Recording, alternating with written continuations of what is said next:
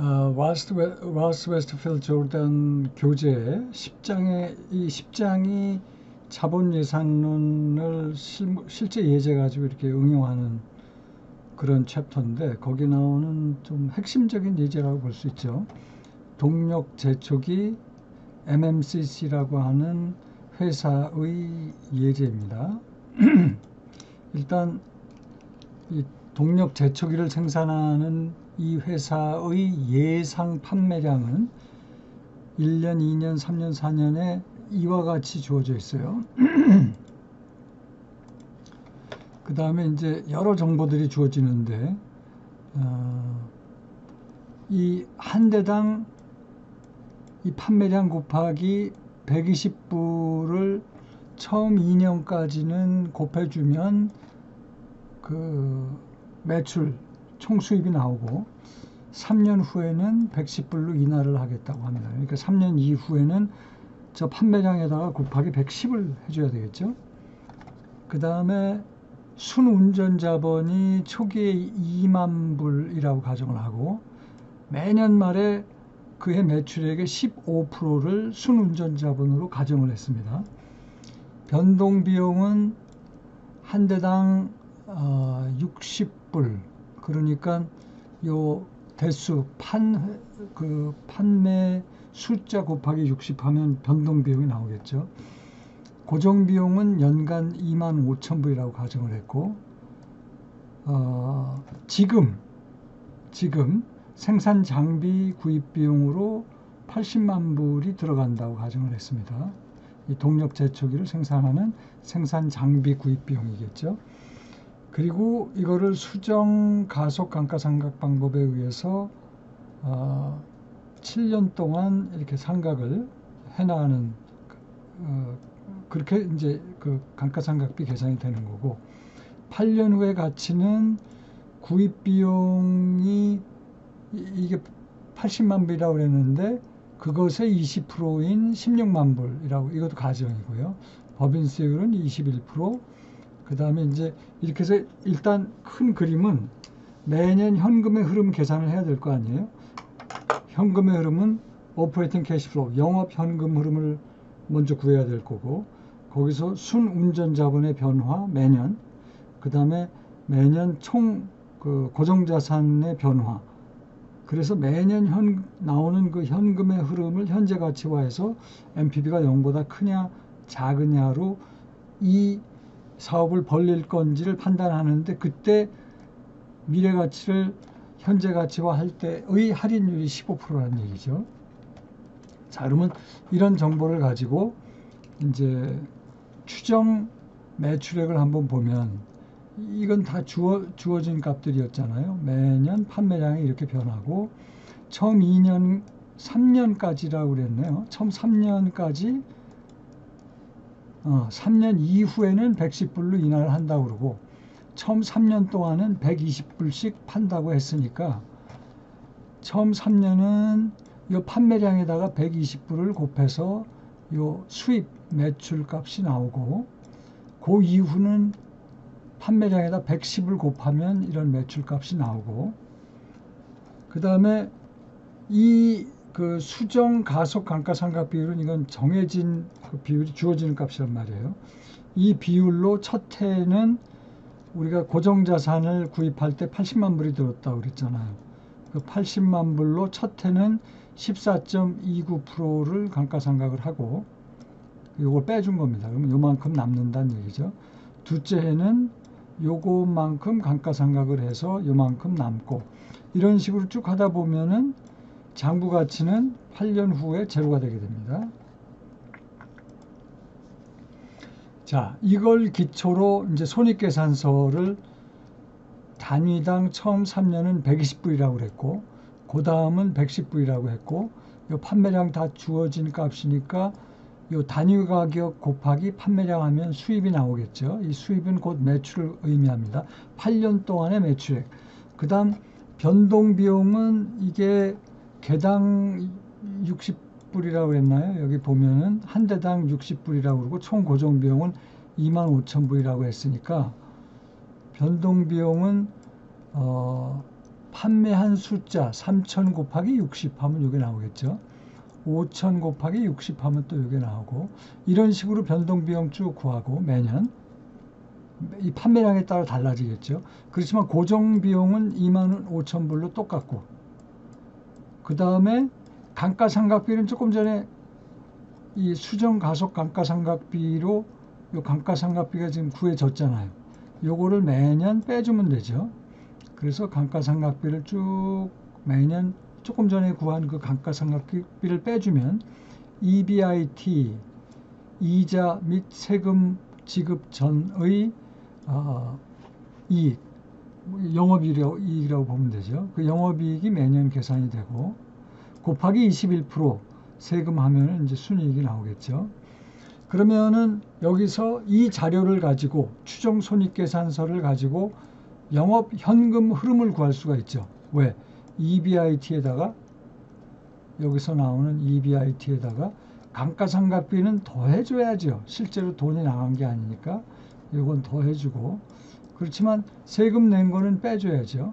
세금 낸 거를 빼주면 영업활동을 통한 지금 또 1년 후, 2년 후에 영업현금 흐름이 여기 쭉 나옵니다. 그 다음에 영업흐름 현금, 매년 영업현금 흐름에다가 순운전자본의 변화, 그 다음에 자본질 지출, 넷 캐피탈 스펜딩을 고려를 해줘야 되겠죠. 순운전자본은 우리가 어떤 가정을 했냐면, 제일 처음에 보면은 순운전자본은 초기에는 2만 불이 드는데 매년 말에는 그의 매출액의 15%라고 했어요.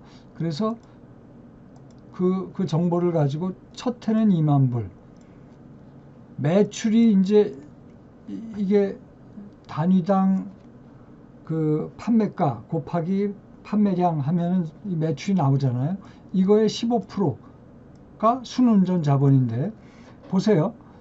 이건 지금이고, 지금에서 1년 후에 순운전 자본이 늘면 그만큼 얼마만큼 늘었어요? 34,000불 는 거죠. 첫 해에.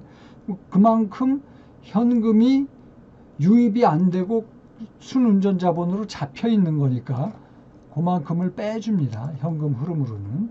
실제로는 돈이 안 들어온 거예요. 그 다음에도 순운전 자본이 늘어나죠. 그러니까 이 36,000은 9만 빼기 5만 4천이에요. 그래서 요만큼은 두 번째 해에 순운전 자본 변화로 돈이 안 들어왔기 때문에, 현금 유입이 안 됐기 때문에 빼주는 겁니다.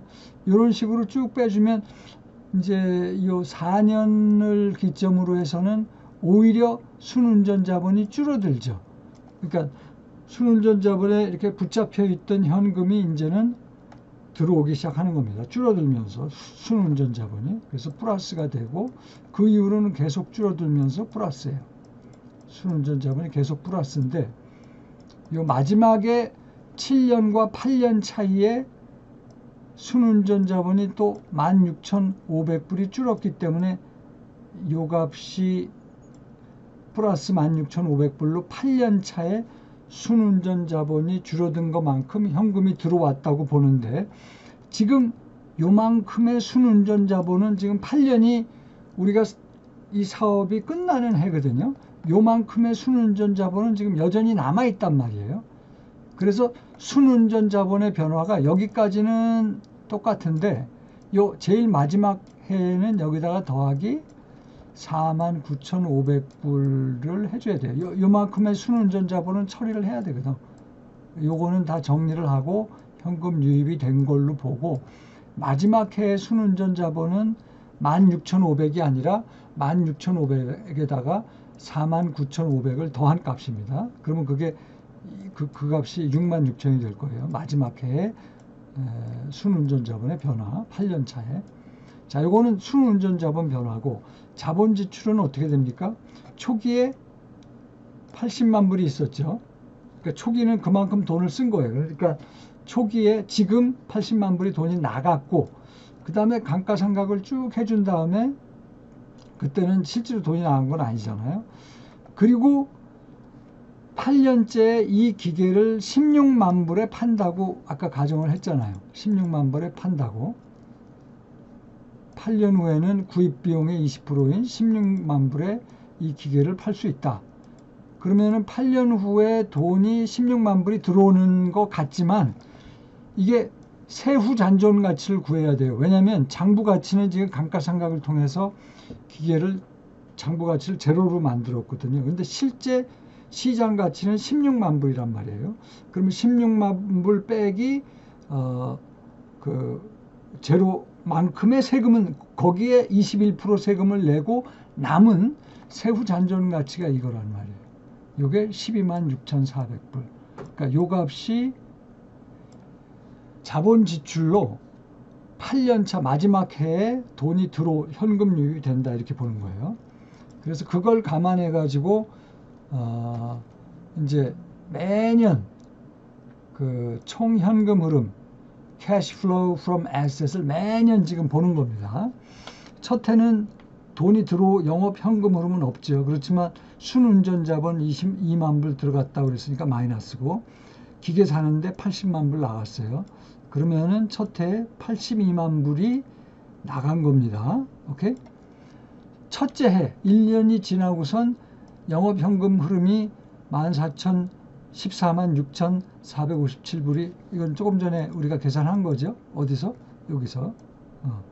이렇게 영업 현금 흐름이 있었고 그 다음 그 값에다가 요만큼의 순운전 자본의 변화를 감안해 주고 나머지 자본 지출은 없죠. 그러면은 자본 지출은 없으니까 여기서 요걸 뺀 값이 이렇게 되네요. 그죠? 그 다음에 두 번째 해에도 영업 현금 흐름과 순운전 자본의 변화만 비교하면 되죠. 그러니까 요 값과 순운전 자본의 변화인 요 값. 이런 식으로 쭉 빼준 거예요. 이렇게 두 번째에는 그렇게, 세 번째에도 그렇고. 그래서 이건 기계적으로 7년 차까지는 똑같고 8년 차에 보면은 역시 영업 현금 흐름 요 값에다가 8년 차에 순운전 자본은 아까 여기까지는 요 순운전 자본의 변화가 요 값을 그대로 가져가면 되는데 8년 차는 순운전 자본의 변화가 16,500이 아니라 66,000이 된다고 그랬어요. 왜냐하면 7년에서 8년 올라갈 때 운전 자본의 변화가 16,500이나 여전히 8년 차에 운전 자본 남아있는 게 49,500이기 때문에 요거 전체를 다 현금화 시켜야 된단 말이죠. 그 값이 66,000이라서 66,000이 순운전 자본의 변화로 8년 차에 이렇게 들어가는 겁니다. 그 다음에 8년 차에는 뭐가 있어요? 요게 있죠. 자본 지출이 기계의 시장 가치는 16,000불이나 여기서 세금을 내야 된단 말이에요. 21% 세금 내고 남은 값이 126,400이다. 그래서 그만큼은 돈이 들어오는 걸로 해서 요거 플러스로 계산을 하면 이렇게 각 해의 현금의 흐름은 이런데, 자, 이것의 현재 가치를 구해야 된단 말이죠. Net Present Value는 어떻게 돼요? 첫 해는 82만 불이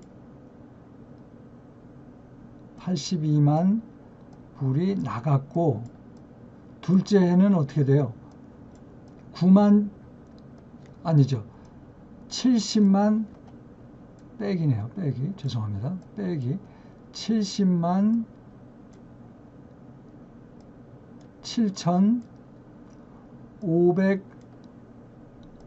7,543불이 빠졌는데 이것은 1년 후의 가치니까 이것 나누기 1 플러스 R인데 아까 할인율은 15%라고 그랬단 말이에요. 그러니까 0.15로 나눠주면 되죠. 이런 식으로. 자, 요 값은 어떻게 돼요? 2년 후에 캐시플로우니까 22만 2,393 나누기 이거 돈이 들어온 거네요. 죄송합니다. 영업 현금의 흐름 들어온 거죠. 근데 이걸 왜 마이너스로 했지? 이거 플러스인데. 이거 플러스예요. 죄송합니다. 이것도 누적 현금의 흐름이 플러스가 돼야 됩니다. 잠깐만.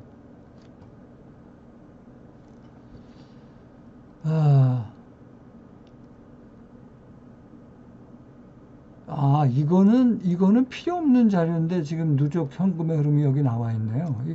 이 현금 흐름만 지금 비교를 한 거예요. 여기에서 요거를 더해 주니까 이 값이 나왔다는 얘기인데 이거는 우리가 볼 필요가 없죠. 죄송합니다. 이게 지금 어떻게 된 거냐면 투자안의 현금 흐름은 첫 해에 82만 불이 나간 거니까 빼기 맞습니다. 두 번째 해는 이건 누적 현금 흐름은 아예 신경을 쓰지 않으셔도 돼요. 두 번째 해는 잠깐만요. 이거 지우고 설명을 드릴게요. 두 번째는 지금 이게 어떻게 된 거냐면 두 번째는 11만